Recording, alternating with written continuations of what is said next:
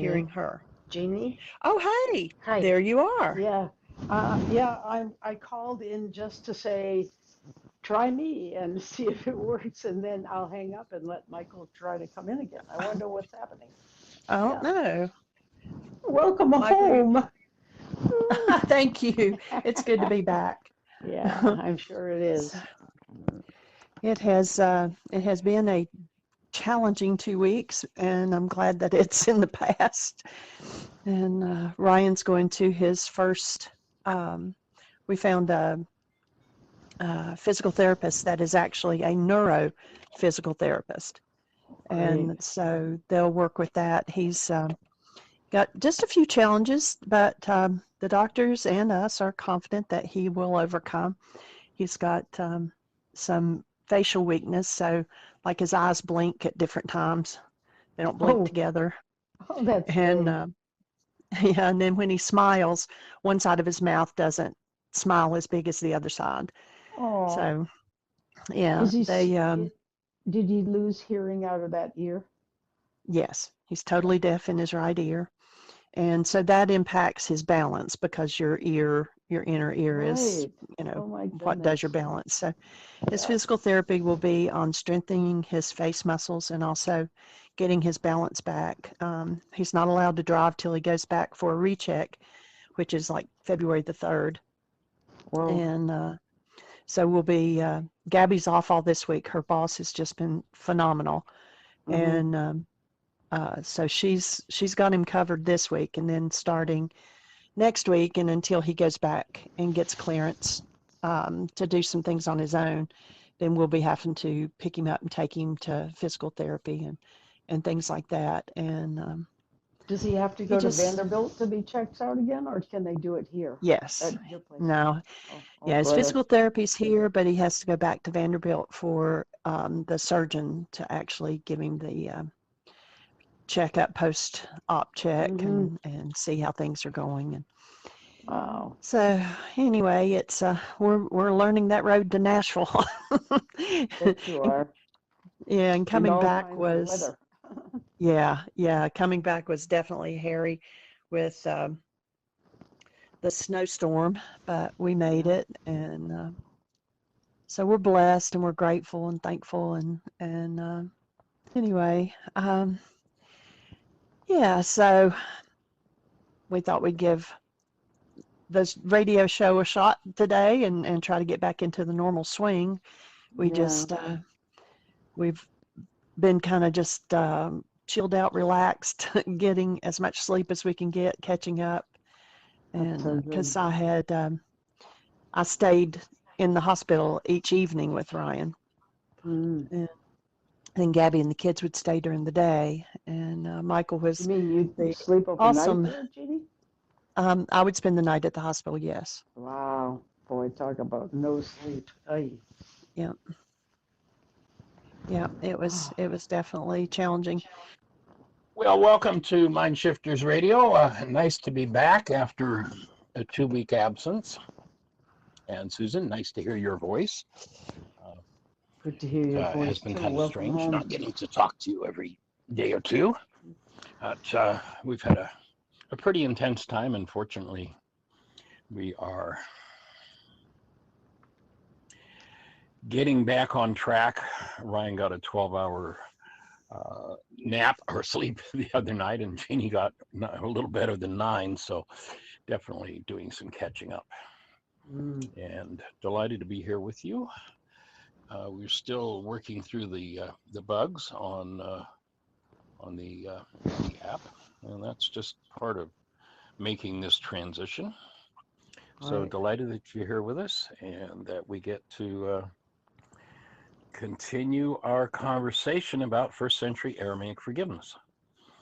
I was hoping, and perhaps with the listeners that are on, I've got Jeannie's phone. I have not used the studio yet, but perhaps the last 2 weeks we had made the suggestion before we set up to do the workshops that we did on this show the last 2 weeks, we had made a suggestion that people come up with questions so that we can move the conversation forward with questions. So I'm going to just open it and see if anybody has any questions from the last 2 weeks of shows where we weren't available to answer questions, where we did each of those different workshops.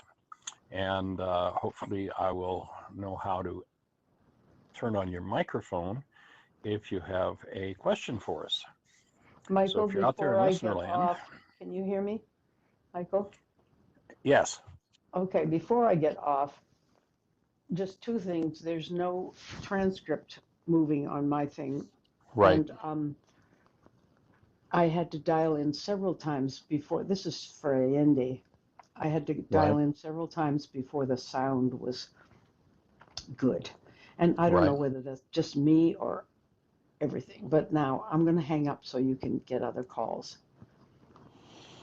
Well, delight to hear your voice. Hope your new year is opened up with wondrous things happening, and we'll look forward to getting this whole app all set in place and things rocking on. Right. Thank you. Okay. Appreciate you. All right. Blessings. You too. Bye. So if you're out there in listener land and you have a question, if you look at the app and push the right button, and I don't have it in front of me and I don't have it memorized yet, so my apology. Otherwise, I'll just step into doing some. Okay, so we've got a couple of comments.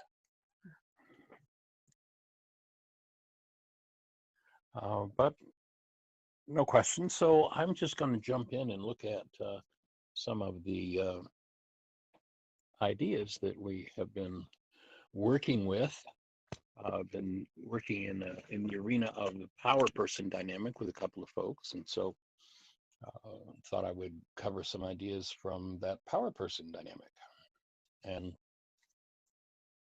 if you remember from the codependence to interdependence workshop that we do, we defined what we call a power person dynamic or a power person. And the power person is someone who, well, there are three things involved in setting the power person dynamic up in, generally speaking, the child's mind, although that's not necessarily true. Usually the power person is a parent, and it's an interaction that happens between a parent and a child.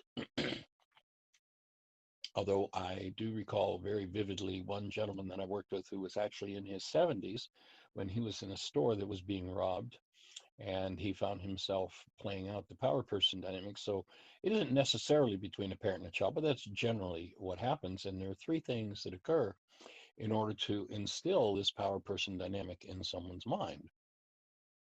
One, the power person, the parent, has more power over the child than the child has. Two, the child perceives the situation as survival. And three, the power person is not functioning as love. When those three things occur, the child, when you think of our human form as an energy system, the energy system opens wide.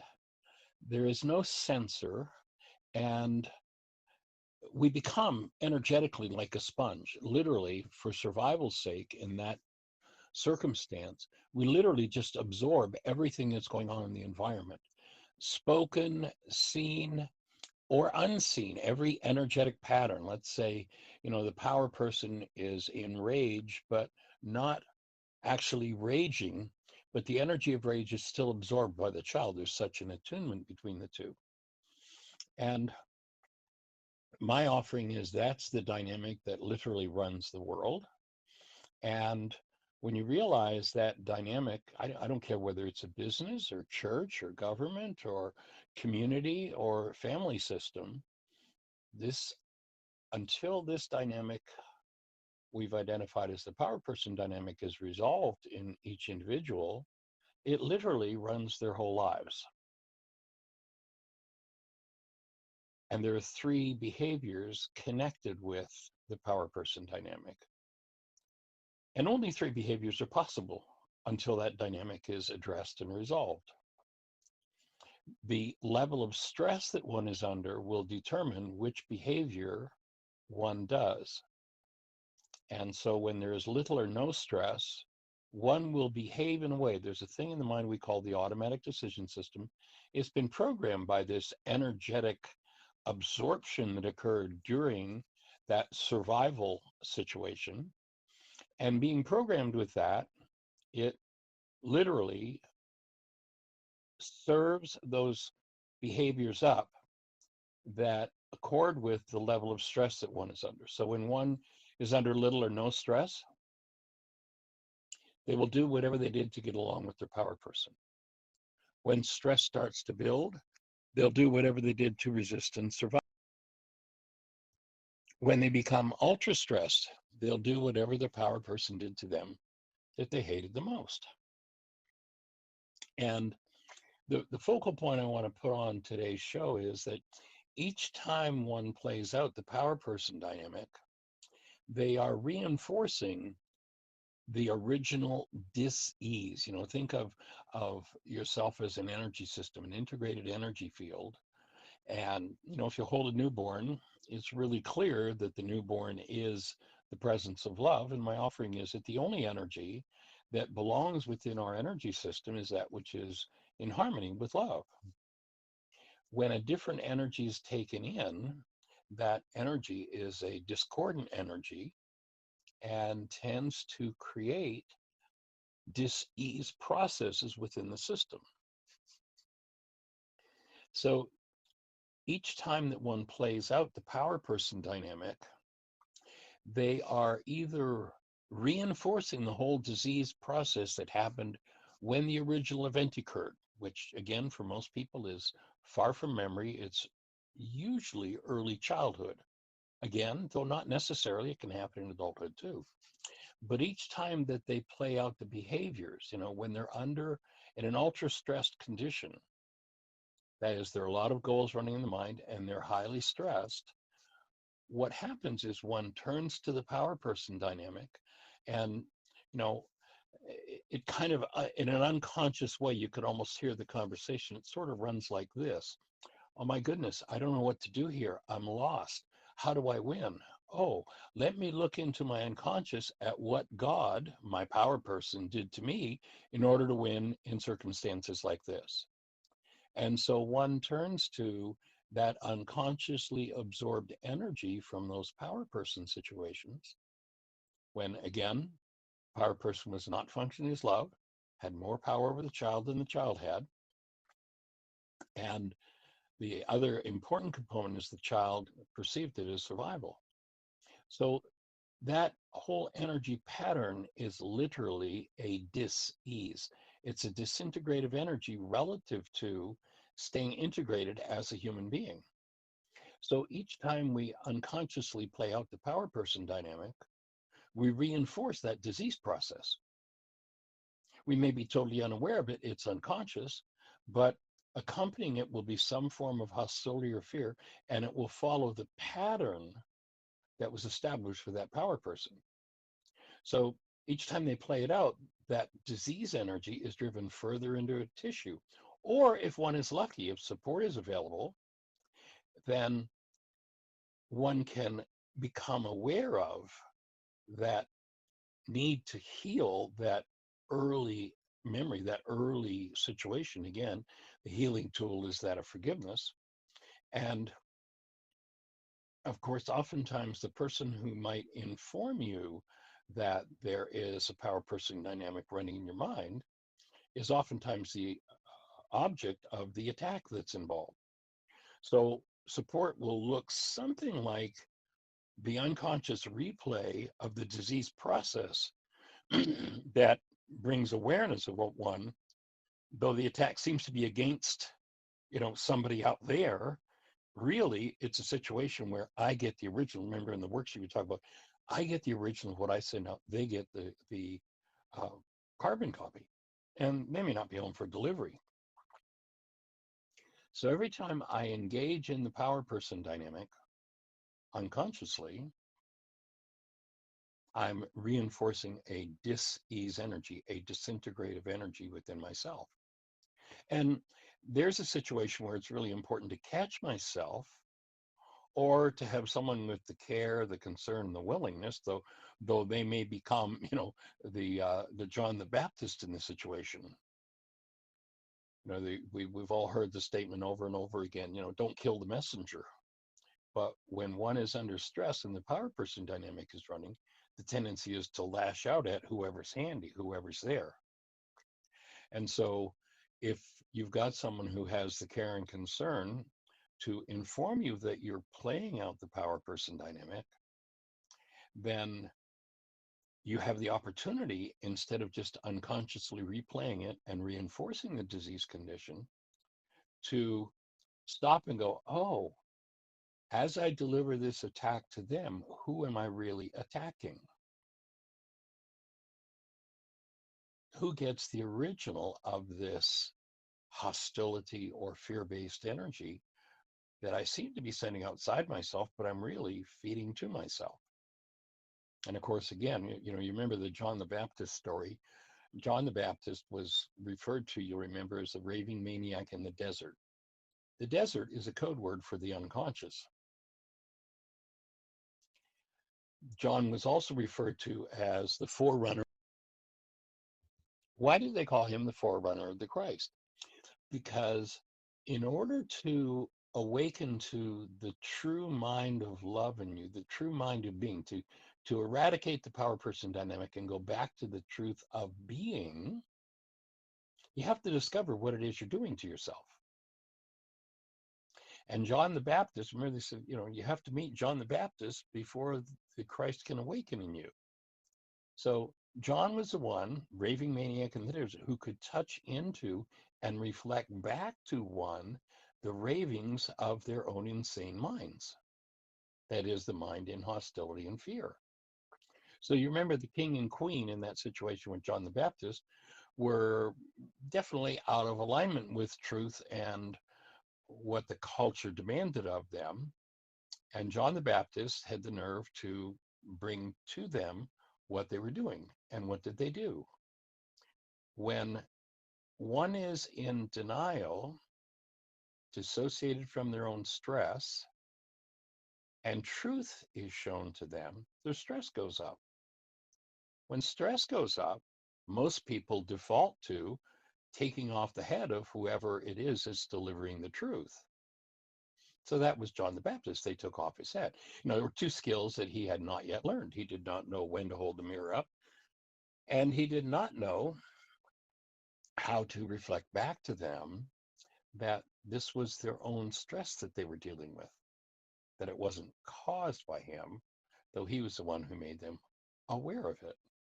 So when someone's dedicated enough to you to reflect back, and it's such a gift to have someone who will do that, treat them gently. And when someone does that, it's a powerful support. And support means that one goes to new levels of vitality. And you remember the vitality meter. Let's imagine once again that I've shared this story before, but let's just run over it so we've got those brain cells firing in the context of this particular discussion. So you remember that, excuse me,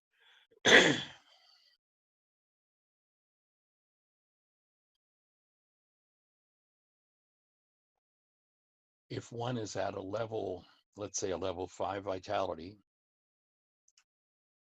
but they have a level 7 toxin, and they become aware of that toxin. It might be, some sort of hostility that pops its head up, or some sort of fear, or whatever, rage, guilt, grief, whatever it is. If one becomes aware that it's there, and they can say, oh, I want to work through that. I want to get rid of this. I want to dump this. But they're only at a level 5 vitality with this level 7 toxicity. They cannot directly access that level 7 toxicity, because literally the detoxification process, were they to open that, then that toxic energy dumping out into the system could literally become threatening to their lives. So when one gathers support from another human being, or, I know oftentimes over the years, especially when we've done the mind shifters and still point breathing sessions, oftentimes, and folks who do that will share with us, yeah, the cat comes in and lays right on top of me, or the dog comes in and lays beside me. The animal adds a level of vitality. And so that extra support from an animal can mean that my vitality can move, pardon me, from that level 5 to level 7.5. And now that means that I can directly access that level 7 toxicity, whatever that power person experience was. So that now surfaces. And when it begins to surface, I need to make sure that I breathe.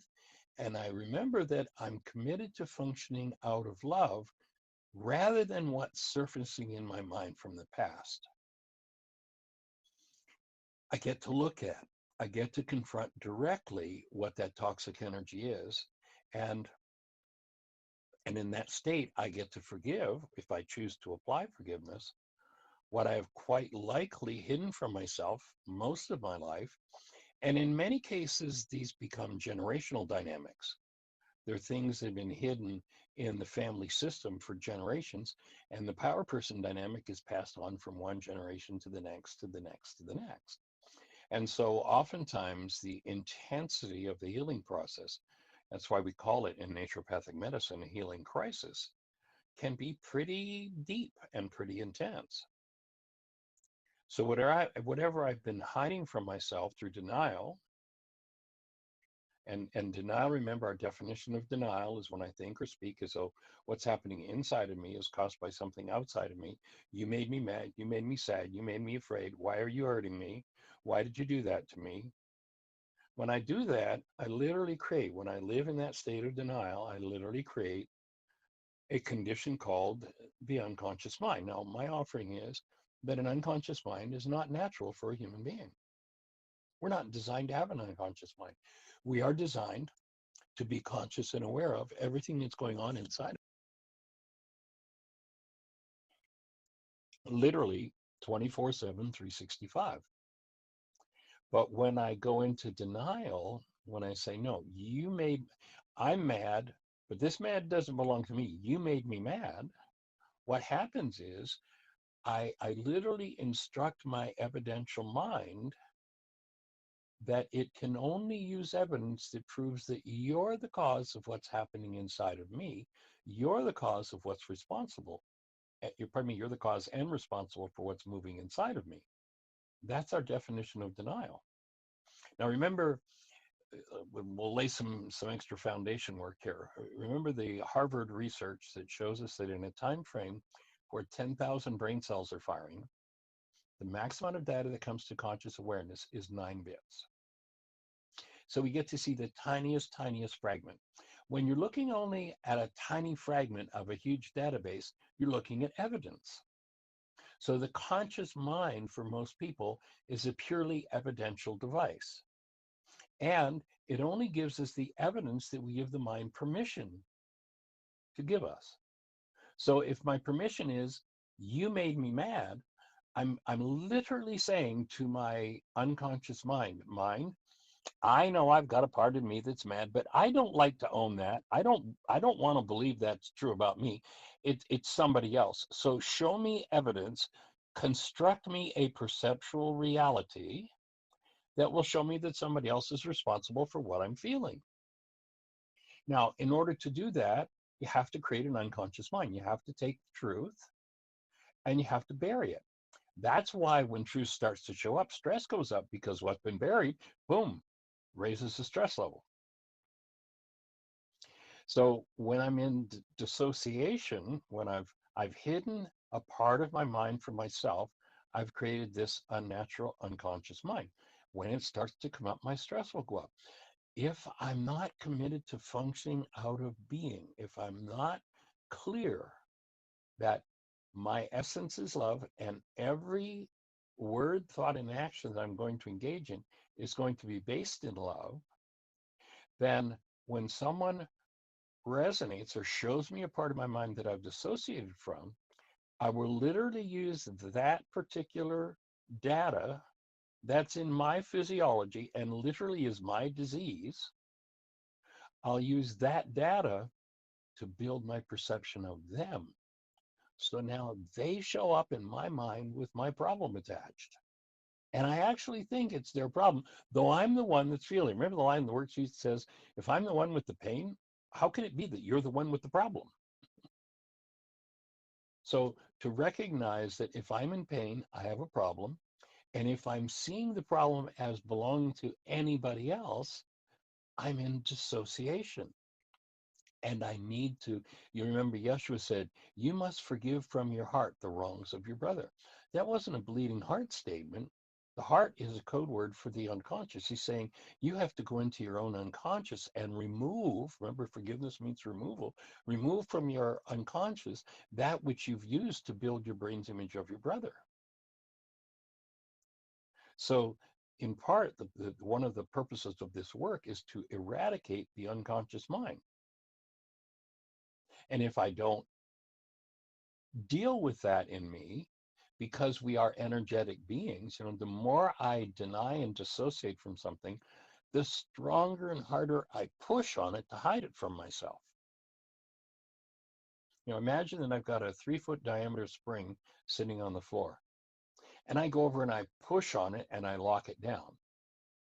I push on it and I lock it down, and I push on it and I lock it down. I do this over a period of time, and then finally one day I let the lock off. What happens? Phew. All of that stored energy in the spring, and the spring flies. Well, it's exactly the same when I live in denial. When I dissociate from energy, I lock it down, just like the spring. I lock it down, I lock it down.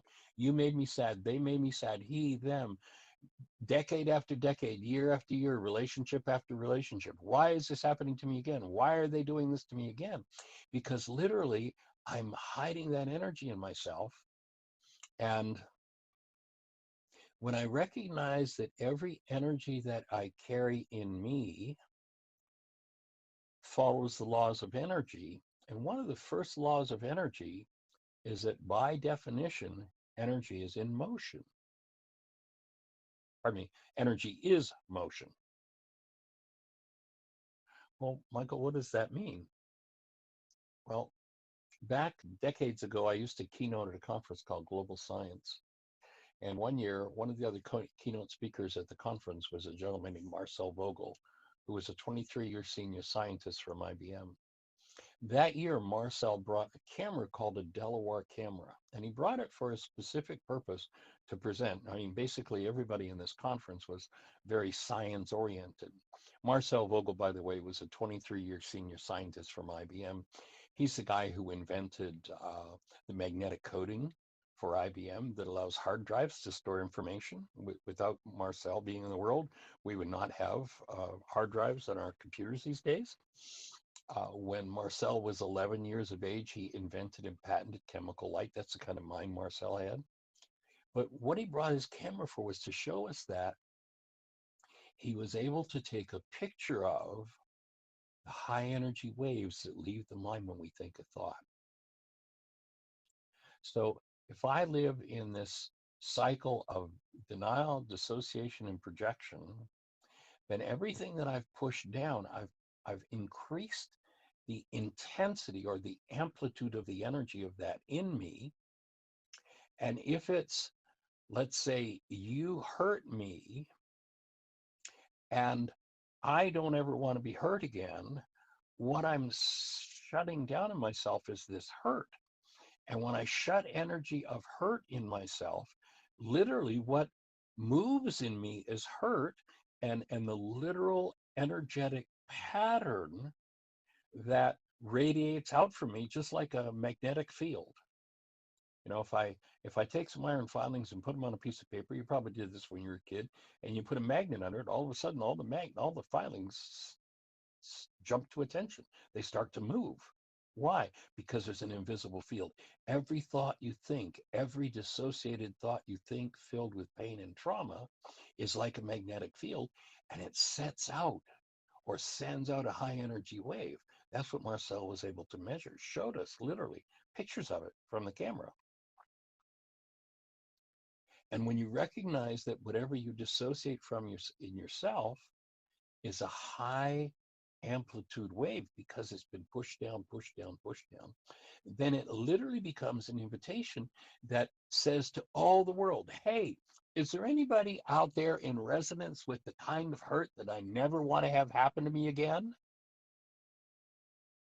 Of course, if there's anybody in the neighborhood with that kind of hurt, their ears perk up energetically, metaphorically, and they start to move. Where do they move? They move in the direction of the resonance that draws them in. So people say, why is it? Gee, I escaped from that person. I went to the other side of the country, and the person that picked me up at the airport finished the sentence that the person that dropped me off started. How did they know what to say to me? My offering is, whatever you've not resolved in your life, 24/7, 365, you are continuously radiating an energetic field that asks someone to come and show it to you. And the purpose of the world is to show it to you. Well, why would the world be set up that way? My offering is the world abhors disease, suffering, and death. So the whole system is set up that if you hold denied in your mind, which is your body, your so-called body, your energy field, if you hold a dis-ease in you, then the purpose of life is to hone in on that disease and show it to you until you finally stop the projection game and saying, you made me, and go, gee, I've been through this particular form of hurt 87 different times with 42 different people. And I'm starting to understand that I'm the only one that was there every time. This is about me. And just, ask yourself the questions. How many times have you said, why is this happening to me again? Of course, there's a book about that. And if you want to read that book, unfortunately, I can't sell you one. It's out of print. However, you can go to Amazon or eBay, and there are lots of copies available there. Fortunately, back 30 years ago when I published that book, we put enough copies out there that they're still hanging around a quarter of a century later, available both on, every time I look on Amazon. Actually, I buy a bunch of them every once in a while just so I have them when we do teacher training, which we're thinking about or planning to do in May here in Virginia. In any event, if you'd like a physical copy of the book, go to Amazon or eBay. They're usually pretty cheap. Or if you want, you can download it free from our website. If you just go to whyagain.org/book. There are 9 different languages. You can download it free in any one of those 9 languages. So the objective of understanding this whole power person dynamic is to understand that nobody's doing it to us. We are doing it to ourselves. Yes, there is a vehicle, there's an instrument called another person who delivers it. But we're the ones who are writing the script. We're the ones who are setting the dynamic up. Carl Jung said it so beautifully when he said this: until the unconscious becomes conscious, it will direct our lives, and we will call it fate. Until the unconscious, that which you've denied and dissociated from, becomes conscious, you're going to have to be willing for someone to show it to you. You're going to have to be willing to do what it takes to get to a new level of vitality so that you can see it. And when you see it, it will tend to come along with its attendant pain and trauma. Refuse to function out of the attendant pain and trauma. Refuse to play out the attack that's involved with it. Stay connected to your being as love, and you get to process through it. What is processing? In this work, we define processing as the capacity to keep love conscious, active, and present, to hold to your human life fully when something less than love comes up. When those two things meet, there is a literal transmutation, a dissolution of everything that is unlike love. But it has to come to the surface first. Now, my offering is the only person that I know in 50 plus years of study that had the solution to this dilemma was a man named Yeshua. It's interesting. I worked with a gentleman recently who was a Jungian, had been trained in Jungian therapy. And he shared that after a session, that the pieces that were missing from Jung's work were right here in this work. Not that I came up with it, but Yeshua understood it. The only person. I've looked everywhere I could find on planet Earth, and there's only one person who knew how to resolve that dynamic, and that was this man Yeshua. And it took me decades of working with his first century Aramaic forgiveness process to understand what that word even means. And that forgiveness is the tool with which I collapse my false perceptions. The perception that somebody else did this to me. I collapse that. And when I collapse the belief, look what they're doing to me. When I collapse that belief, it collapses in to my own unconscious, into its own footprint. And when it collapses into its own footprint, I then have access to my own unconscious and can clean it up. Now, there's nobody in all of history that I know that's understood how to do that and presented the tool of forgiveness. That's what our app is about. You can download the worksheet process. It's directly from the first century Aramaic language.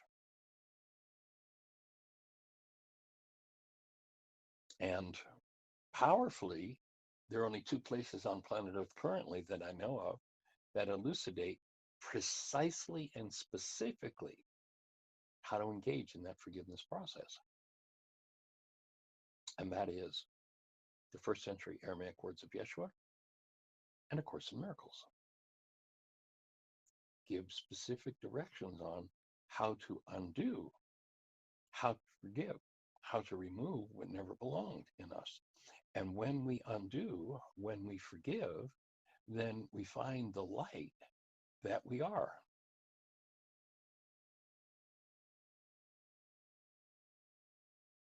And that light is also referred to as the presence of active love. I love what Rumi, a 13th century Sufi poet, mystic, said, love is the cure. Your pain will give birth to more pain until your eyes exhale love as effortlessly as your body yields its scent.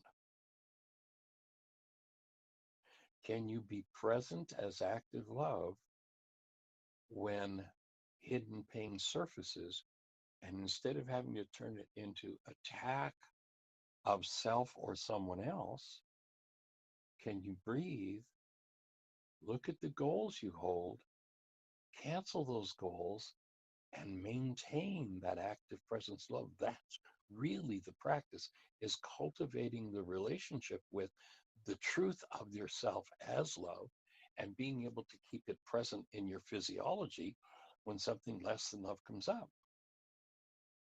So owning, feeling, and working through what generations of rage, blame, loss, hatred, suffering, vengeance, literally in death, is not a Dr. Feelgood process. That's why it's called a healing crisis when it begins. And sadly, when that energy starts to move, unless people have the right kind of support, they revert to their mental illness. And what's their mental illness?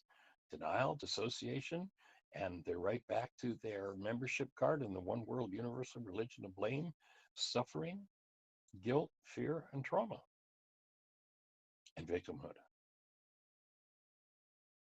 So when one goes into a healing process, they tend to pull out their membership card to the one world religion of blame, and their conversation becomes about someone else.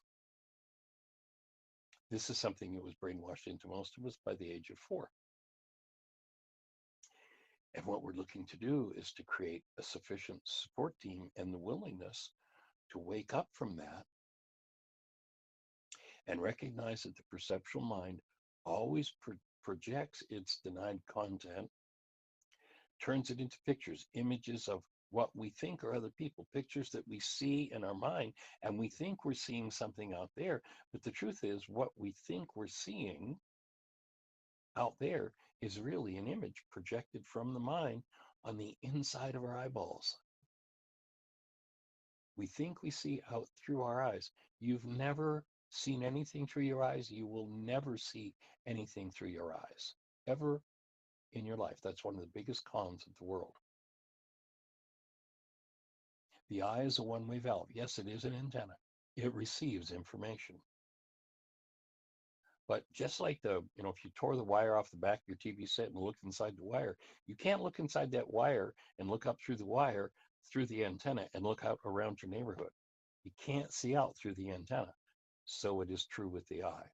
Well, Michael, how is it that I see? Well, here's how you see. Information comes in through your eye, resonates content in brain cells, and the content in brain cells that fires in you makes up literally the world you see.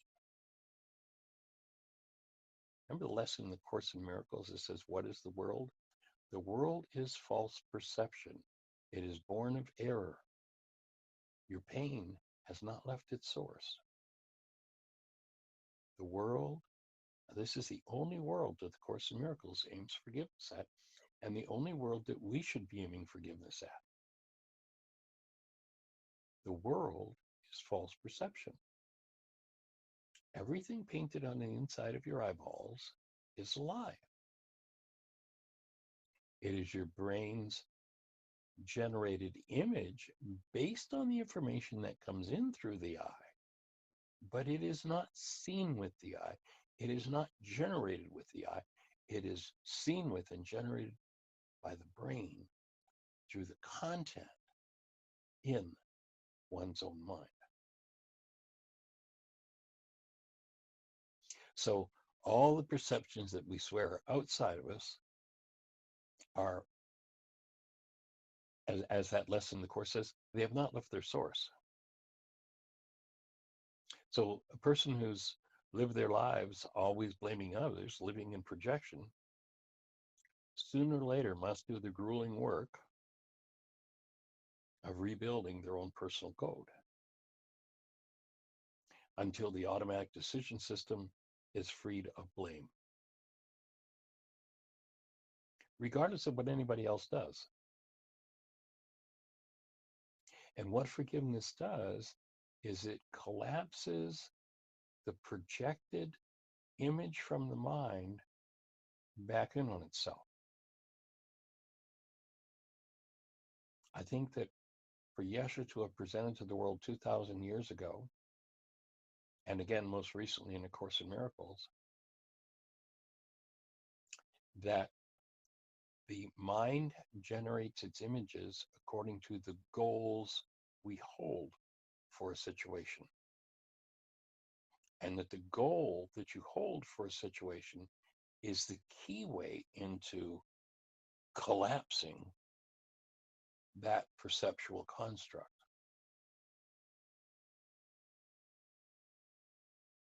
So any particular construct of your mind, in order for it to become perception, remember that lesson in the Course again, the world is false perception. That's the only place the Course aims forgiveness at, is the world of false perception. Not you aiming forgiveness at me or me aiming forgiveness at you. Forgiveness has nothing to do with us letting each other off the hook because of the pain that we're experiencing. Forgiveness is the act of collapsing the world of false perception driven by your goals. How do you do that? Well, in Aramaic, the word forgive is shabag or shabak, and it literally translates to cancel. In any given situation that you have some sort of trauma being served up by your mind, look for the goal that you hold for that situation. And then shabag, shabak, cancel that goal. And when you cancel that goal, that construct of the mind collapses in on itself. It's kind of a nasty image, but it's one that everybody's familiar with, and it's a perfect metaphor for what happens when you actually engage in forgiveness. Everybody remembers watching the 9/11 towers go down. What happened? They fell into their own footprint.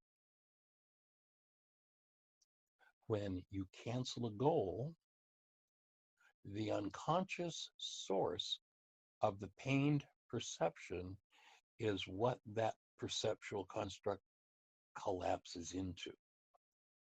And now, for at least an instant, because the mind can be really fast coming back at another story and another way to blame, at least for an instant, you've got access directly to your own unconscious. If you will engage in that as a regular practice, it will come to the point where you have longer and longer periods of time where you have access to your own unconscious directly. And as Carl Jung said, make it conscious. Until the unconscious becomes conscious, it will direct our lives. And we'll stand back and go, "We're a victim of it. Look what you did to me. Look what you did. Look what you did." If that's your byline in life, stop. Recognize that you've got to bring your own unconscious dynamics forward to conscious awareness. And again, the core of forgiveness is looking at the specific goal that you hold in any situation. Now, you have to make sure that you work with the true goal that you're holding. You know, it can look like this. Somebody's being nasty to me. So I say to myself, well, my goal is for them to be nice to me. And that sounds good. That sounds like it might work. But if my goal is really, let's say, for instance, for them to honor and value me, that's the only goal that will lead to forgiveness. When I cancel the goal, that's the only one that will lead to me accessing the deepest parts of my own unconscious. If I just cancel the goal for them to be nice to me, well, it will produce some little benefit, but it isn't the core issue.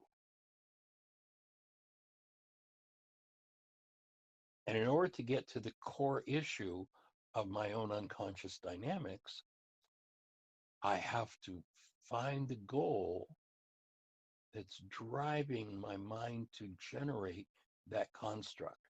Remember the course in that lesson, What is the World?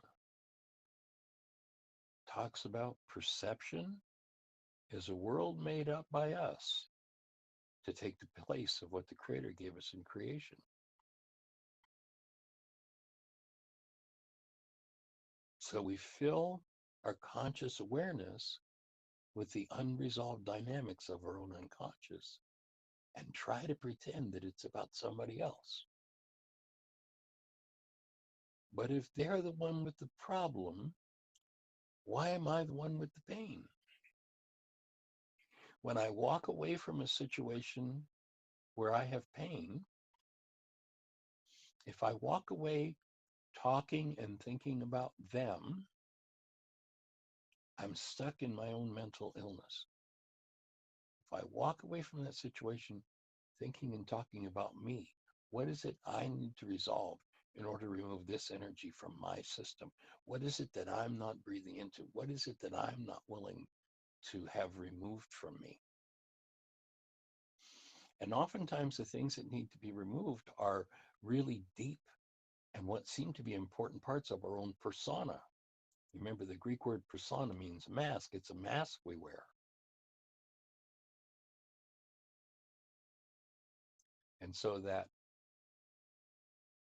dynamic that oftentimes people don't want to let go of, they don't let go of because, well, that's the only way I protect myself. And that's a total false perception. It's the only thing when it moves in you that draws or resonates attack to you again. It's the whole core of the why is this happening to me again principle.